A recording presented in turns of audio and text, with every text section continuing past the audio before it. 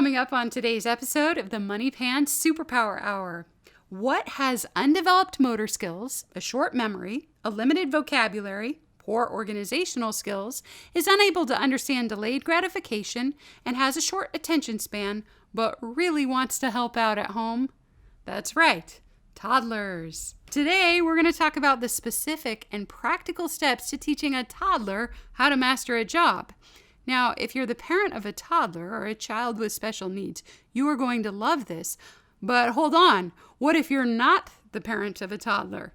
This episode is still for you. Anybody who faces a new and overwhelming task will find they have a lot in common with toddlers. Be sure to keep listening because the trick to overcoming is very much the same. It just happens a lot faster. Plus, we'll talk about why it's so critical to be needed. All this and more, but first, the joke of the day. A blonde lady walks into an electronics store and says, "I want to buy that TV." And the owner says, "Nope, we don't sell to blondes." So she leaves and then comes back to the shop with a red-colored wig on and says, "I want to buy that TV." Again, the shop owner says, "Sorry, ma'am, we don't sell to blondes." So she leaves the shop and then comes back with her hair dyed brown. So there's no way he could know that she's a blonde, and she says, "I want to buy that TV." And again, the owner says, "I'm sorry, ma'am, we don't sell to blondes." And a little frustrated, she goes, "How do you know I'm a blonde?" And he says, "Because that's a microwave."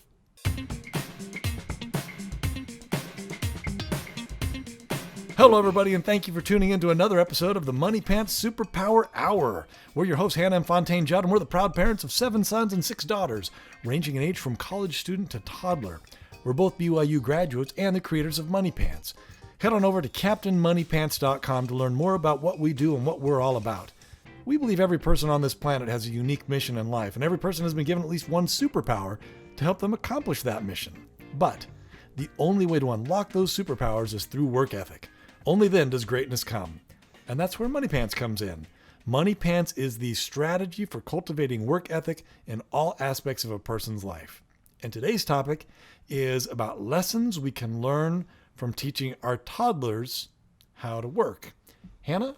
So today we're going to talk about how to teach a toddler to work and how to introduce them to work. And what's interesting about it is if you have an older kid who's just starting a new job or is overwhelmed, or you have a kid with learning disability, these things are going to apply to them, where they actually have a lot in common with a toddler if they haven't been working up to that point. So you have to keep that in mind, even though they're older and they're like, hey, you should be capable.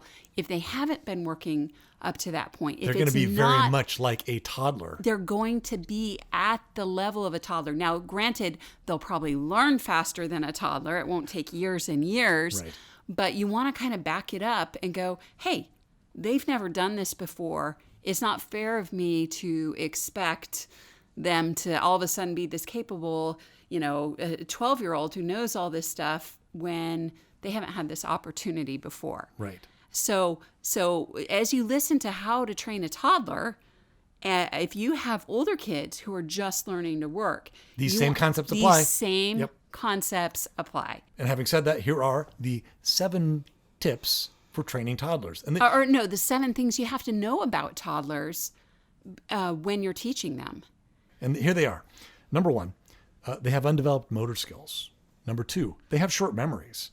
Number 3, they've got a limited vocabulary. Number 4, they've got poor organizational skills. Number 5, they're not really able to understand delayed gratification. Number 6, they have a short attention span. And number 7, they want to contribute. And these aren't negatives. These are just, this is how toddlers are. But this applies to anybody learning a new job or task or skill. So let's break that down. Number 1, undeveloped motor skills, where, for toddlers, you want to start with a simple job like pickup. But for any kid learning a new job, they're going to have to develop a new set of physical abilities. Maybe, and I think of, last week we did the whole talk, or the whole podcast about Daniel-san and the Karate Kid. He had to learn new techniques. He had to learn how to, the wax on technique and the paint the fence technique and the sand. Those were new motor skills for him where he never had quite done those things before. And so anybody who's learning a new job, especially one that requires any sort of physical interaction, is going to have to learn new motor skills. But when it comes so to with toddlers, toddlers, so specifically toddlers, with toddlers, you wouldn't give them their first job of, hey, you're going to use this broom and you're going to sweep things up, because a 2-year-old, it would be too much. So you want to start with the simpler jobs that they haven't mastered yet. You want to focus on those first. So the very first job you ever give a toddler is pick that up, put it in this bag I'm holding for you. Right. So very simple motor skills of reaching down, picking something up, putting it into a bag. Well, that right, is, we noticed, start there. Because we notice even with our slightly older kids, when they first do the whole dustpan and broom thing, that those motor skills aren't quite there. And it's hard to get to hold the dustpan right and sweep because you push in here and it just doesn't quite go together. Yeah. But I want to kind of preface that, though. If you have older kids, make sure, especially if you're starting out Money Pants or any chore app or any sort of job routine and it's new, don't focus on the toddlers. Get the older kids situated first. Teach them their jobs and get them up and running to, they know how to do the dishes properly. They know how to clean the kitchen properly. They know how to sweep and vacuum properly. Get the older kids independently doing their own jobs first before focusing your attention on toddlers, or you'll just get frustrated. You'll get overwhelmed. Yeah. So you want to make sure all your older kids know their jobs, know them well, are getting them done, and then you turn your attention towards younger kids. Starting, like, let's say you were like me and you have kids who are close in age and they're younger that maybe need help, because anybody age 6. Let's go 10, 8, 6, and 4. Or 10, 8, 6, and 3. You want to, if you have you want to just start with the oldest and work with that kid first, get them independent and work your way on down. Right. Don't bother with a 2-year-old until you have the other kids until you have the other yeah. kids independent, and you want to work that way. Otherwise, it's too much stress for yourself as the parent. But along those lines, when you do start working with the toddler, and you had a great point, Hannah, and you told me this, and I never thought of this, but you said, when you work with toddlers, you don't think of it as chore time. You think of it as individual time with your toddler. Yes. And I think that really would... I think that would really help, because otherwise I think you just get frustrated because it's so much easier to do it yourself. It's that's the temptation, because you're like, oh my goodness, this is so tedious and this is taking so much time.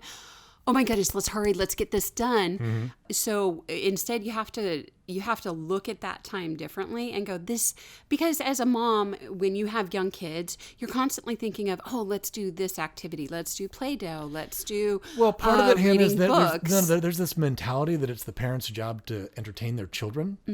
We don't subscribe to that. I don't think that's my job at all. Yeah. Interestingly, though, toddlers' job time is entertainment. Like you can... It works the same as if you were doing a coloring activity. So as you go through the day, you're like, this is time to play with blocks. This is time for snacks. This is time to put the blocks away. It's actually an activity. And if you're there working with them, they actually enjoy it a lot. And it can be very fun. And so if you think of it as kind of like a one-on-one time and an activity with your toddler, then you don't find yourself getting frustrated like, oh my goodness, I'm just going to do this myself. It's stupid. Right. This is stupid. Instead, it's like, no, they're learning, they're enjoying this, and it makes you relax more and be more complimentary and just enjoy the time that you have with your kid. Right. So you kind of have to change your frame of mind. But then also with little kids, because I give treats out during their job time, if it's 6 and under, I say, let's say I'm using jelly beans. I'll say, who's ready for jelly bean time? I don't call it chore time. I call it jelly bean time, or I call it snack time, or who wants a treat? Who wants a snack? Okay, let's do this. And they always, if I do it that way, they go, yay! And they're excited about it. And they come running, as opposed to, okay, time to clean the living room. But that goes back to one of the key ideas is that, and we'll talk about this in a second, where toddlers want to help out. They're excited to help out because to them, the world is an exciting, new, and really cool place. And everybody always gets to do things that they can't. And I think of Tank, where, he was almost 2 years old and he saw us vacuuming and he's like, I want to do that. That's the coolest thing ever. It's a big machine. And part of it is he's a boy.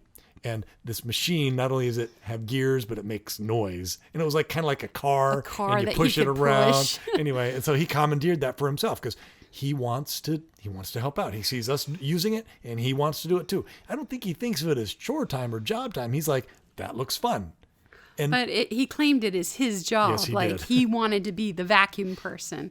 So it's interesting that how much they want to help out. But reframing the job time in your mind and reframing it for the kids as, hey, Right. this is an opportunity for you. And then it helps both of you look forward to that time. All right. Number 2, toddlers have short memories where you kind of have to repeat. No, you don't kind of. You have to repeat over and over again the directions of this is what needs to happen. And, you need to demonstrate too. Like, and we learned this pretty early on where we had our kids doing certain jobs. Hannah, you and I, every time we would change jobs, we'd have to re-explain it. And we finally went, well, what are we doing? Let's just make a video. Yeah. And I thought that was brilliant, where we just took out the video camera, shot some images of the kids doing their jobs, pieced it together, and then there you go. Watch the video. So they can watch it as many times as they need to, instead of us having to explain it over and over and over again. Well, but seeing it visually really helped the younger kids, but then we found it helped the older kids too. So you have to repeat things over and over again. But what also helps is if you are repeating things when you're working like directly with a toddler, is repeat them in the same order. Right. So for Which is why the videos were great, because it never changes. It never changes. But if you don't have the video, let's say you're helping your toddler clean the living room. Don't do it in a different order every day. right, because that'll confuse them. Yeah, you want to kind of figure out a system of how to go about it and then stick to that system. Hannah, just go over your system for when you're teaching Tank. Like if you're going to teach Tank to do the living room, walk us through that system. How you would teach him. What are the steps that you would teach him for picking up the living room? Well, first we would put the pillows on the couch. Then I would get a bag and I would walk around the room and have him put everything in the bag. And we'd put it into a pile in the middle of the room. So we pick everything up that doesn't belong and we put it in a pile in the room. Then I sit down next to the pile and I organize it into little piles as to where it goes. Then I would take that 2-year-old and we would go make deliveries and put the stuff away. Then we would vacuum and sweep. And that's it. So what, like 5 steps? Yeah, about 5 steps. But you always do it in the exact same order? I would do it in the exact same order. And so you come up with the routine, and what helps is after you've done this routine for a while and your child is starting to develop their verbal skills, you start to quiz them and go, okay, what do we do first? Pick up the toys? No. What do we do first? What's the first thing we do? Pick up the pillows? Yes, that's what we do. Let's do that. Do that first. And but again, it's not job time. So it's kind of fun for them. Remember, because we framed it differently. This is one-on-one time with mom. And I get to do fun things like play with the pillows or pick up the toys. And so it's exciting for them. And I like how you make it a game, Hannah. That's really cool. And they love it. They really do. Yeah. Anyway, so it starts to build as you do that. As they start to learn the system, they become more independent, where they know what comes next. Right. And so all of a sudden, they're not relying on you to tell them what to do next. They know what they do next. Well, and so this is leading into them becoming independent. Right. So likewise, if you had an older kid who is overwhelmed by the dishes, and you said, well, first things first, collect all the dishes. Right. Then the second thing, organize them by cups and plates and bowls. Second thing, I want you to load in all the cups. Third thing. No, and Trixie was our best at that. She was really good at coming up with systems. But I remember when we did the bathroom video, I thought it was really helpful because basically I remember it. Start from the top, work your way down. And so I know what the first step is. Okay, I clean the mirror. Then I work on the counters. Then I do the sink. Then I get to the toilet, and then I do the floor. And it helps me as an adult to have a specific order of things. Yeah, and for some reason, once they've memorized the process, like they've thought about it and they know the process and the steps themselves, it's not as overwhelming. No, Hannah, I'm telling you, that actually, because I don't normally do the bathrooms, that hasn't been my assignment, but I was doing a substitute, and I got, just a very brief moment, I got overwhelmed. I'm like, I don't remember what to do. And then I'm like, oh, nope, I remember. First step, start at the top, work your way down. And it really did. It alleviated all that anxiety. And I was like, oh, that's right, it's easy. And it took me 5 minutes. Yeah, it makes you feel like I can do this. Right. I can do this. I just do this, and then I do this, and that, So and it's not like this big job. And it also helps with the toddlers who have such a short memory to have just very specific steps, as you said, always in the same order. So Yeah, but it helps with older kids too. I like though how you quiz them. And if our kids get stuck, our older kids get stuck on the job, I like how you say, okay, well, what do you need to do next? What's the next step? What's the next step? And that really helps. Yeah, so they're thinking about it and they're becoming independent, which is the goal. But at the same time, the whole pickup job, I like that for toddlers because it's got some major benefits. The first one is they start to develop like learning the names of things. Like because a lot of things end up in the living room. And now they know couch, cushion, toys, fork, spoon, pillow, all those. But then the second thing is when you make your big pile and then you start making your smaller piles and then you go and make deliveries, they start learning where things go. And kind of that concept of organizing is starting to percolate in their little brains. And they're like, oh, things have a place. And then what's cool is you'll catch them putting things away. And it's really cool. Because they not only do they know that it's supposed to go away, but they also know where it's supposed to go. So It's a great job for little kids. Well, and the next thing number 3 that you need to know about toddlers is they have a limited vocabulary. They're still developing their vocabulary. And so if you say to your toddler, okay, go put this in the laundry room sink, they have no idea what you're talking about. Right. So what you have to do is initially you have to go make those deliveries with them where you have dirty rags or stuff that needs to go in the laundry room sink. You say, we got to go put this in the laundry room sink. And you go with them, and what you do... I love your enthusiasm. Yeah, what you do is you say it over and over again while you're walking to the laundry room sink. Mm-hmm. And once you get to the laundry room sink, you go, here's the laundry room sink. Okay, put it in the laundry room sink. And then after you're done, you're like, we put that in the laundry room sink. Good job. So that you're expanding their vocabulary. Yeah. And so when I was teaching singing to toddlers, I taught a nursery singing class at church for 7 years. And what I found is you had to sing a song to them about 13 times before they started to sing along or do the motions along with you. It took about 13 times of you saying it before they would start to participate and start saying the words or doing the motions with you. These are like 2 and 3-year-olds? Yes. Okay. Yes, actually 18 months and on. 18 months to like 3-year-olds. Okay, we're not recommending giving 18 months jobs, but 2 and 3-year-olds definitely can contribute at home. So just to clarify.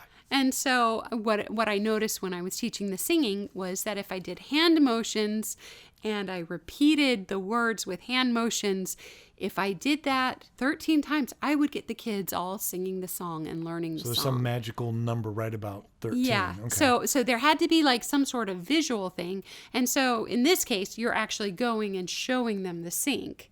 You don't necessarily need to use hand motions. You just coined a phrase, go and show. Go and show. No, but that works. It does, where you're like, hey, we need to put this. I like how you say it in the laundry room sink.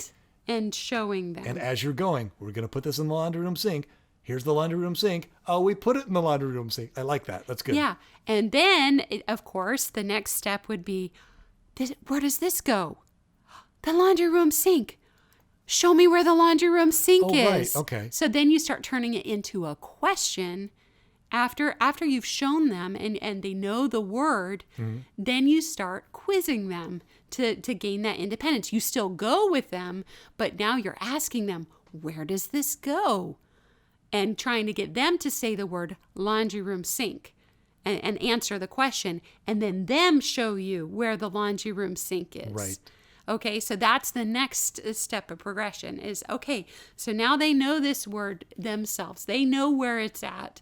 And I'm making sure that they do that. So see how it progresses, and it progresses pretty quickly. Right. So and this is also great because you're accomplishing more than one thing. As you pointed out, for toddlers, they're learning a whole bunch of new words. They're learning the names of all these different items. They're learning the names of the places where they go. And it's actually really a really good activity. You know, they have in little math books where little kids have to organize and stuff. This is actually a hands-on activity where they're getting to do and basic math skills. But that tactile, for some reason, that's more effective than just talking at them or talking to them. Yeah. So it's benefiting them in multiple ways. All right. Number 4, toddlers have poor organizational skills. So we recommend don't give your toddler, your 2 to 3 year old, a job that requires organizing. They just aren't quite there. You know, the puzzles they get. When they start out, you don't start them with organizational skills, but then you build up into that Right. through the asking questions. So going back to the pickup job where, you know, you're focusing on where things go. They're starting to understand this concept of organizing, you know, and that's why they have those little, you know, those wooden puzzles for kids where you have the sheep and the goat and the farmer and the tractor, and they're trying to put where each piece goes. And the 2-year-old just really isn't quite that good at it. They have to practice for a long time. But by the time they're 2.5, 3 years old, you know, they're getting it. Where they're like, oh, I know where that goes, and I know where that piece goes, and they're able to kind of put the puzzle pieces where they belong. And that's the goal, is to kind of get them exposed to that idea of the home, where all the things go in the home, which is why we, you know, recommend using the pickup job for toddlers as their first job. And it really is kind of perfect for all these reasons. Well, that's like when you're doing laundry. You're helping a toddler with their laundry, which is their weekly job. You know, you got to sort the laundry.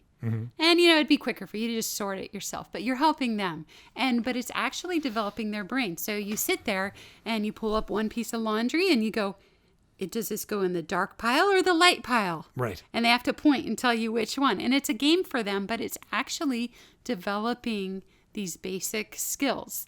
And so pretty soon they'll be able to do it themselves, but you're getting them thinking about organizing. But the brilliant thing is, Hannah, moms would try to get the toddlers out of the room so they could get the laundry done. Instead, use that as a time to bond with and teach your toddler. This is really... It's a game. Like, it's a game for them. But not only that, they want to help. Remember, we talked about they want to help. They want to learn these things. You want to teach them. Why not make the best of it? And now you're spending one-on-one time with your toddler. You're bonding with them. And it's actually kind of a fun experience. And they're not off making a mess somewhere else. Like, there are a lot of benefits to this technique. So, and when it comes to maybe you have a kid who just doesn't have organizational skills, period. Maybe you have an older child who is like a toddler in that sense, where they just don't have organizational skills. I actually did not have good organizational skills. I still benefit a lot from people saying, oh, well, this is a more efficient way to go about it. This is how you do it. It really, some people, it's a natural talent that they have of going, hey, this is my husband. Me. You're naturally organized. I am. And so I have had to learn patience because I just figured, oh, organization, that's how it is. And because it comes so naturally to me as a dad and as running job time and teaching my kids these jobs, I've had to learn some of the kids don't have that skill at all. Some have it a little bit. They have a 50-50 chance. And then some are really good at it. For moms and dads out there who are teaching their kids how to do these jobs, and maybe their kids don't have these organizational skills, that's one of the things we learned from our toddlers is, maybe we need to be a little more patient with the kids on learning how to be organized. Yeah. And maybe we need to explain it multiple times or just simply give them examples of, okay, this is where things go. And moms, I know a lot of moms have their kitchens organized. I knew moms who were like the direction the cups have to face and where they are in the cabinet and which side. Oh yeah. And they were really anal and they're like, I could never let my kids do this. And I was like, yes, you can. Just show them what you want.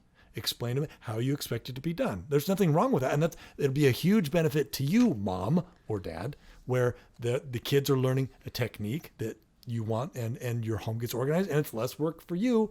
And once again, you get that bonding of, you're getting to teach your kids and pass on some of that knowledge that you have. Well, that's like, I would get frustrated when I first had the kids, when we had a bookshelf and the kids would put the books on the bookshelf and they'd put them on upside down and backwards and stuff like that. And I'm like, oh, I just don't want them doing that. I'll do that. Mm-hmm. But if you take a little bit of time and you're like, okay, we're going to put these books on the bookshelf.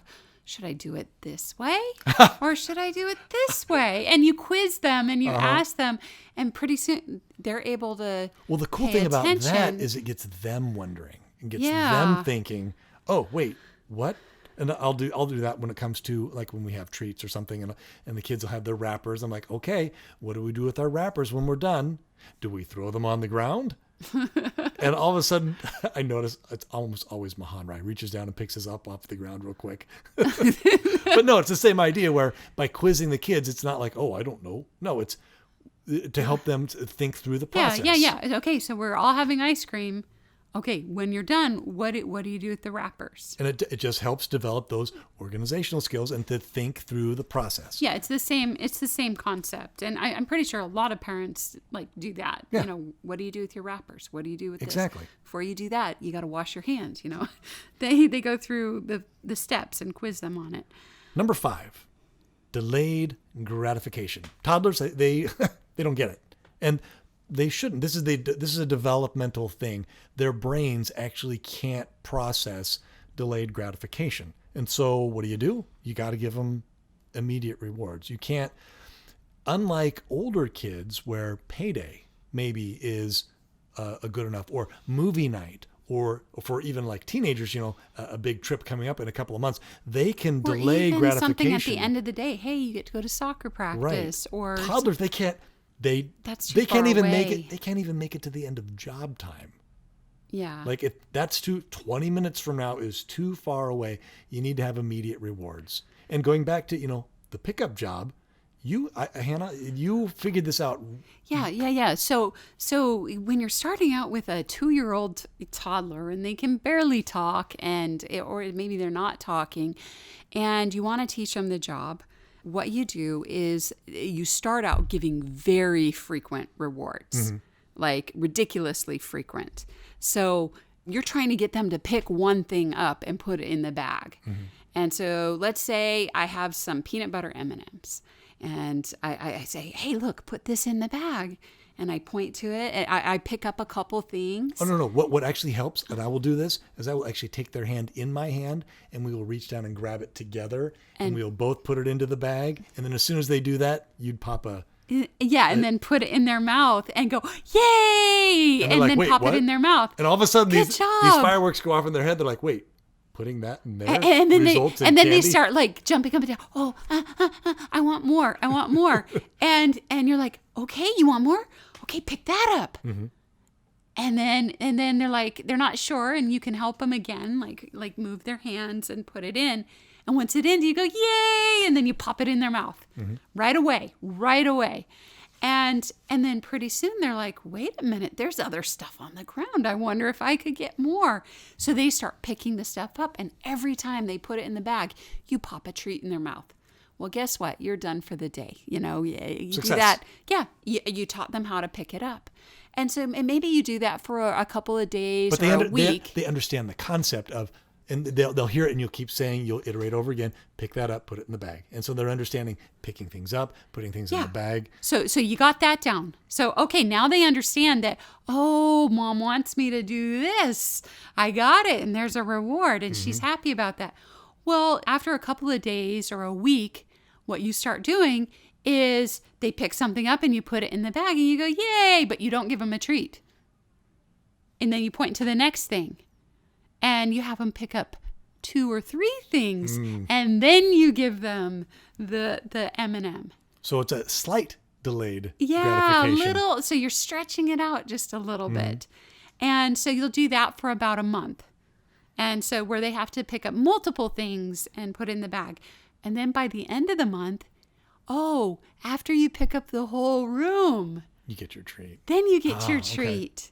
And then you do it after each step. So, all the couch, at first, you'll be like, 1 couch cushion. Here's your treat. get the other couch cushion. Here's your treat. But then you want to quickly, after a couple of days or a week, you want to change it into, okay, get all the couch cushions. Okay, there's your treat. Mm-hmm. And so you want to start just backing it up. And what's funny about that is as your kids get older, that's actually what you're doing. Like with teenagers, you're setting up things where, hey, if you do this in the next couple years, I'll let you have my old car when you go to college, And they're having like years of delayed that's such gratification. a great life lesson, though, because delayed gratification is something that our society has kind of gotten away from with credit and instant gratification for pretty much everything now. Oh, just buy it on credit. I can have it today. We've gotten away from patience and working for something and saving and that delayed gratification and the intense satisfaction of I saved up for this. I worked this hard for this long and for years and years, and here's my reward. It is so satisfying when you finally get that reward. And that's the end goal. Yeah. But when you're first starting out, and we use toddlers, but this holds true for anybody. When you first start out, you don't have that in place. And in you've got to start. This is how you start. Yeah. And in a future podcast, we're going to talk about the honeymoon period of using money pants and the 30-day challenge, where we use the exact same techniques. When the kids are first starting out their jobs, they need much more frequent rewards for a couple of reasons. One, the delayed gratification isn't there. But two, they got to trust that they're actually going to get a reward. And when you're first starting out, they don't believe there's a payday. They don't believe there's a soccer. They don't believe there's a football team. They don't believe any of that. And so you're just kind of giving them rewards to help them get to that ultimate reward. So with the 2 and 3 year olds, you give them rewards all through their job, right? But once they're in the 4.5 to 6 year old range, this is what you want to do. You want to give them a harder job of cleaning the dining room. Mm-hmm. It requires wiping, it requires sweeping, clearing dishes, things like that. At first, they're going to be overwhelmed by the job, and you do the job with them. And you teach them the steps, right? And then you quiz them on the steps, and they'll learn a lot quicker. And they develop the motor skills and the vocabulary and all that. Yeah, and they'll learn it a lot quicker than a 2-year-old or a 3-year-old. Right. But then you rather quickly want to move to, hey, the first step is to clear the table. I'm going to go do something else. When you clear the table, come get me and I'll give you your M&M. Okay. So you're not in there anymore. They're doing that section, that first step by themselves, and then they're getting their reward. Mm-hmm. And so you break it up into like 5 steps, and after each step, they get an M&M. Mm-hmm. Okay. And once they're consistently able to do that, and then they're getting faster at it, then you move for a 6-year-old, you say, hey, if you get your job done in this amount of time, here are your 5 M&Ms. And so instead of giving them for each section of their job, you want to move them to, you get all 5 of them all at once at the end of the entire job. Mm. So they're still getting an immediate reward after their job's done. I don't give M&Ms to the older kids. Right. When their job's done, they mark their points and they're done. But for a 5 or 6 they need year old, that layered reward. Yeah. I've got that. They're going to mark their points too. They're still going to get paid on payday. I put those M&Ms there. They can see them, and they got the timer going. But by the time they're 6, that's the level you want them to be at. There's a psychological principle there where they need to see that reward. It's there. It's already prepared for them, and they know, okay, that's what I'm working towards, and it's just moments away, and all I have to do are these steps. That's a very powerful motivator for a 4, 5, 6-year-old kid, and it works really well. Yeah. So anyway, but that's with the delayed gratification. It's actually a process, and you implement that process, and it actually goes pretty quickly. But that's the goal, is to get them to eventually do the whole job, and then they get the treat. But you have to work up to it, and that's how you do it.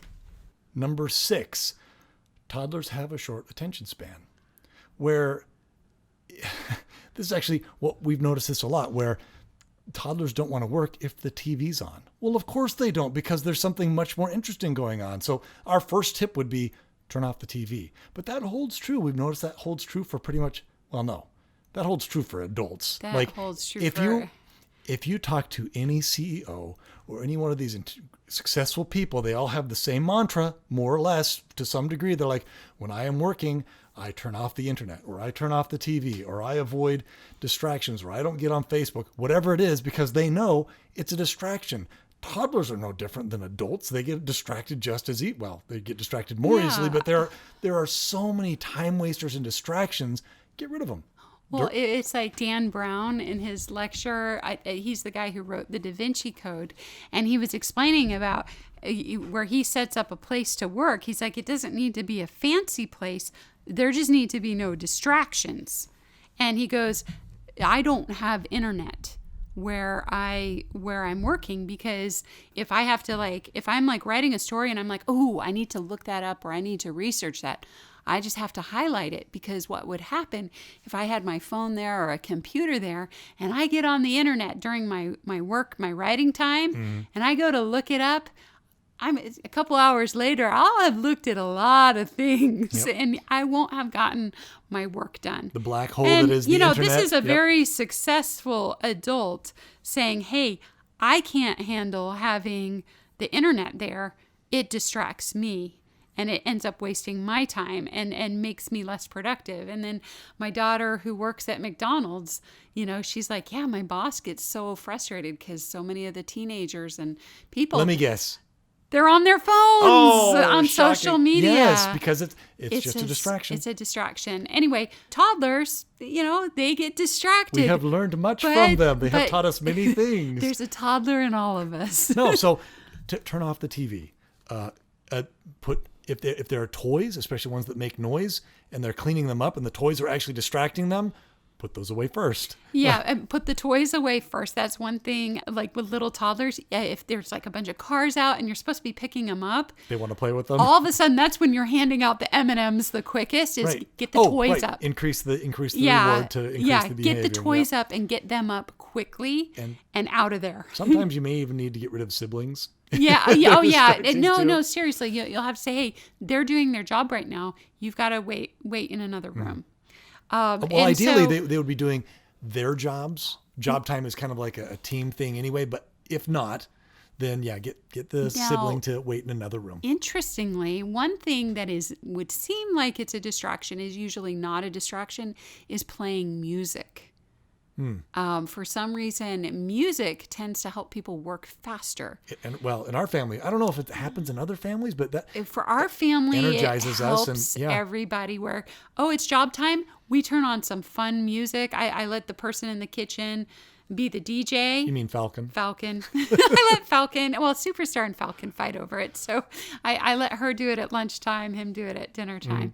And so, but they've noticed, they're like, when there's music playing, it actually helps us work faster. Yeah. And have more fun. It makes the time go fast and it helps you work faster. So usually music is actually a good thing and not a distraction, but there's always that kid. So you might have a kid who, nope, that doesn't work for them. So you have to play that one by ear. But for most kids, the music actually helps them get their job done and enjoy the job time. So interesting. But number 7, toddlers want to contribute.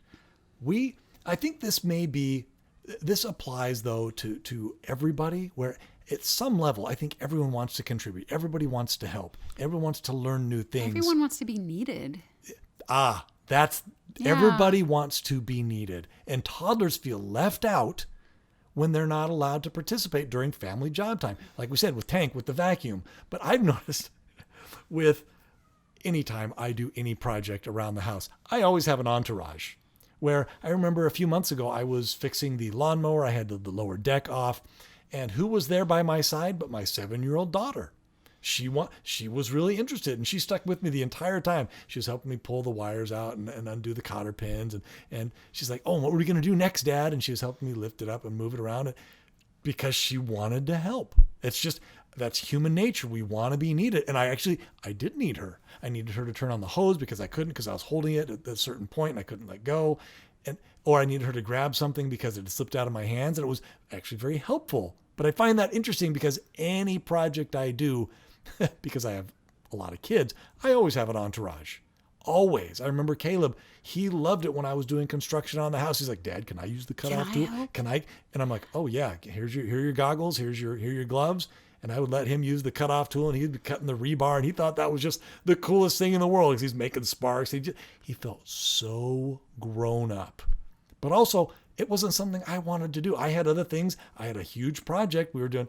This was Burbank, where there was an overwhelming amount of work, and I was more than happy to let him help out. Assistant. Yeah. And he was ecstatic because he's getting to use Dad's tools and make sparks. And it was really cool. And so toddlers want to contribute, but everybody needs to be needed, and everybody needs a job.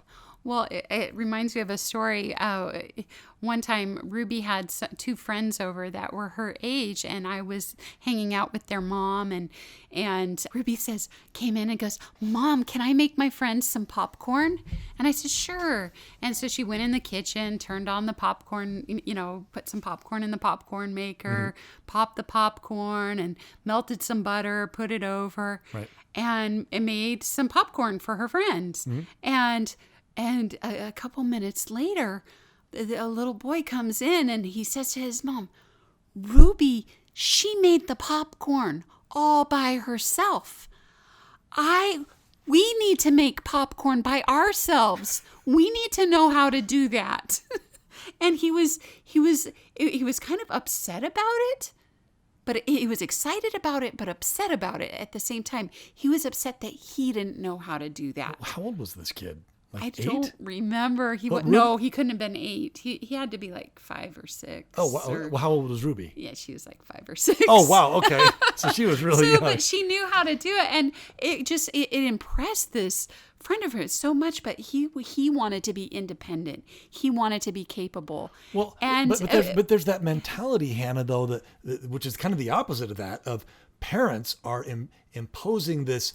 Let kids be kids and don't give them responsibilities. We recently got an email and kids get really mad about that because they're like, no, I want to learn these things. Let me do these things. Please, Mom and Dad, I want to know how to do these things. And by not letting your kids do that, you're actually giving them a very bad message. You're telling them, you're not good enough. You're not capable. You're not smart enough. What a horrible lesson. What a horrible lesson to teach your children. It really undermines their confidence. So one thing I'll say is if you do this and you take the time and you spend the time with your kids and you're like, yeah, this is how you do this. This is how you do that. Your kids, their confidence is so much higher. Well, your dad was the master of that, where he would patiently explain the process. Oh, well, this is what this does, and this is how it works, and this is why I do it. And if you do that with your children, I remember, because I was pretty good about that when we were in Burbank, always letting Caleb use my tools and show him how things worked. This is how you sweat copper. This is how you patch drywall. This is how.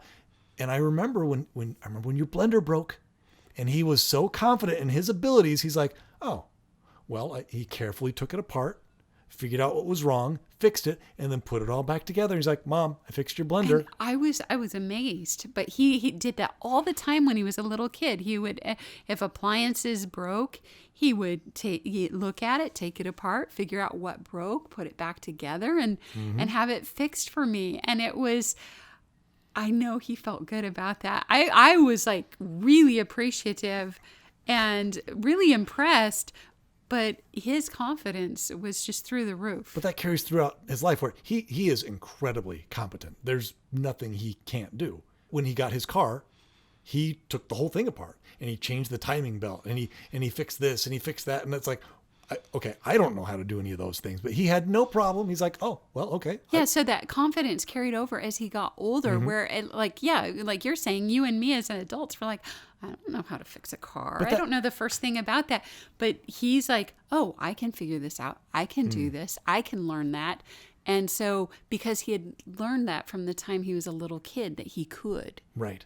And that idea stuck with him. Whereas if we had been like, oh, no, you can't do that. You can't do that. No, you don't touch that. You can't do that. You can't do that. I think that's backwards. I think that mentality is backwards. Yeah, it would carry over. By the time he'd be an adult, he'd be like, oh yeah, I can't do that. I got to hire somebody. Or I guess that's the end of that. As opposed to the can-do attitude that I think we pretty much all want, but we don't realize we're actually, as parents, if we're not careful, we're actually undermining that. Yeah. Well, recently somebody left a comment on Instagram or something. One of the Insta-twit sites. Saying how awful for you to have little kids helping out with chores and doing that. They should just be free. They should have no responsibilities until they're teenagers. And so this is kind of some of the attitudes that we're addressing, where if you actually understand toddlers and you've been around them and young children, you understand that not only they want this and they feel good about it and it's good for them. They actually enjoy this. Yeah. And so, the sooner you start, the more confidence they build. Now, if you haven't done this and you're starting when your kid's 12, hey, better late than never. Yeah, it's not too late. It's not too late, but it's actually easier and better to just cultivate it when they want, when they're expressing that interest initially. Take advantage of that and cultivate it from there. And it becomes a very seamless process. And as they get older, I guess that's just it. The whole point is, as they get older, we want them to learn to master these jobs, which, we talked about that. Mastery means doing a job well, doing it fast, and doing it consistently. But with toddlers, the goal is slightly different, where we want them to do it well, we want them to do it quickly, but we want them to do it independently. That's kind of our goal to start with toddlers and any kid who's learning to do their job for the first time. We want them to learn to do it correctly. We want them to do it quickly, and we want them to do it independently. That's kind of the end goal of when we're training and teaching our kids how to work and do these jobs at home. So with toddlers, instead of focusing on the job inspector, you are the job inspector and you're with them while they're doing their job. So, for example, if you're teaching them how to vacuum, one thing I'll do is while they're vacuuming, I'll point to like crumbs on the carpet while they're vacuuming, and I'll point to them and say, oh, look, get this. And I'll keep pointing at it till they bring the vacuum over, and I'll be good, and I'll make sure that there are no... So it's kind of like an ongoing inspection almost. And once again, you start asking questions when they're done vacuuming. Say, do you see any more crumbs? Yes. And then when they sweep or would they do the pickup job, you look around and say, is there anything else we need to pick up? Did you check behind the couch? Did you check under the piano? Yeah. Did you check over by the edges? So you start asking these quality questions. Right. So like if they're wiping the table, what I would do is I say, put your head over to the side down by the table. Do you see any sticky parts or do you see any smudges? Where are they? Show me where they are. And they'll point, and then they'll go wipe it off, and then I'll have them check again. So they start inspecting their own work. And they understand that concept of quality control. Yeah, but you ask them those questions. So your first job is to focus on them, like learning how to do the job, like what the steps of the jobs are. And then you start asking the quality questions. Does this look nice? Does this look complete? Is that everything? And so that's your first thing is you focus on the steps of the job, then you focus on the quality of the job, but then you want to focus on speed. And so, for example, because as they've learned the quality of the job, you reward them once the job is done, and then it's done well and it's done complete. But then what's really fun, the toddlers love this, is you say, okay, they know where the piles go now. They know where the laundry room sink is now. And so it's time to make deliveries. And so you go, okay, this has to go in the laundry room sink. If you get back by the time I count to 10, you get an M&M. On your mark, get set, go. 1, 2, 3. And they're running around. And they're running with their pile to the laundry room sink. But it's a game to them, and it's exciting, and they come it's back fun. with this big grin, and they're running as fast as they can, and it's really fun. It turns into a game for them, but they've learned the quality. They've learned where these things go. They know what the steps are, and now you're focusing on how fast they can do it. Now, how fast they can do it. Again, though, Hannah, that isn't just for toddlers, I know Trixie. Well, move up to, move up to like the 5-year-olds. Okay. Move up to the 5-year-olds. So you have the 5-year-old and you're rewarding them for the steps of their job still. Like you're giving them 1 M&M for clearing the table, 1 M&M for wiping the table, 1 M&M. Well, then you take it up a notch and you say, all right, I'm going to set the timer for 5 minutes. If you're done with clearing the table in 5 minutes, you get an M&M. Okay. So now it's not just getting the job done. It's if you can do it this fast. So you're taking it up a notch.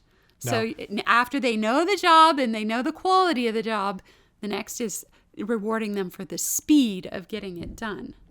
So, but then you were saying for older kids. Well, no, I was just going to say Trixie, it's not just for toddlers and young kids. She actually would time herself. And it was a game to her. And she would try to see if she could beat her old time of how fast she can load the dishes. So it's not just toddlers. It's actually kind of a fun game even as you get older. And Trixie, I think, was a great example of that. Well, yeah. And I sometimes set a timer for myself when I clean my room. Okay, let me see how much I can get done in 10 minutes. Well, again, going back to it's fun. Going back to professionals, I know they set first thing in the morning. They set their 2-hour timer to get their most important work done. The same concept applies across the board. It's just you start. Why not start when you're young?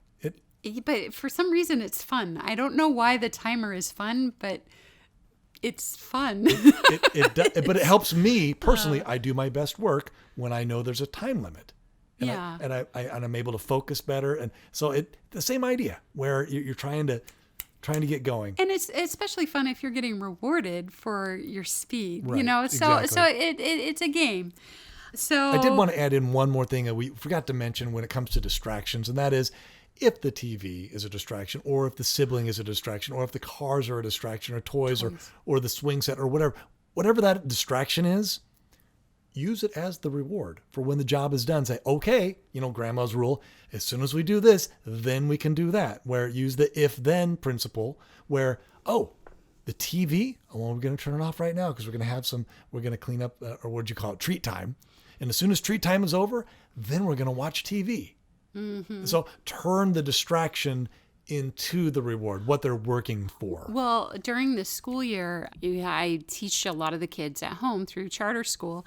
And so in the morning, we're busy doing all our schoolwork, and then we have lunch, and we have cleanup after lunch. And so for the toddlers, sometimes what's fun at that point is to say, okay, when you're done with your job, then we can get toys out. So you straighten up all the school stuff and the art supplies and all that. And then, okay, we'll have toy time for an hour before we do naps, or we'll go do this, or, you could say we'll go to the park, or you'll have some activity or something that's fun for them after the job that you regularly do. And so my kids always like getting to go to the garage and pick out one bin of toys. Right. So that's things like that are very easy built-in rewards. But things that you were already doing, or things you already have. You were already planning on doing. But the TV is a big one. That one's a really big one. So after you teach the kids to do the job well, and you teach them to do it fast, the last thing you want to focus is doing it independently, doing it without you, the parent, there watching them. So that's when you go, okay, I have these 5 jelly beans, or the timer's going. If you can get your job done by yourself before the timer, I've got these treats for you waiting. Oh, here. Okay. So if they do all 5 steps, they get all 5 jelly beans. Within the time. Okay. So they're doing a good job, they're doing it quickly, and they're doing it all by themselves. And that's kind of the graduation for toddlers, is once they can arrive at that. And usually it's at age 6. At about age 6, 7, somewhere around there. And once you have that, where they understand that and they've accomplished that means they've mastered a job. Mm-hmm. And so once they can do that, then you can start giving them jobs like bathrooms and kitchen and other jobs that are a little harder, and you can start switching them around with jobs with the other older kids. Mm-hmm. But those are the steps that you want to focus on. You want to focus on them in that order. Right. And I guess that's kind of the cool thing is, we have all these 7 things that we've learned from our toddlers. And I guess I'll just recap real quick there. They have undeveloped motor skills. They have short memories, limited vocabulary, poor organizational skills. They're not quite able to understand delayed gratification and a shorter attention span, but they want to contribute.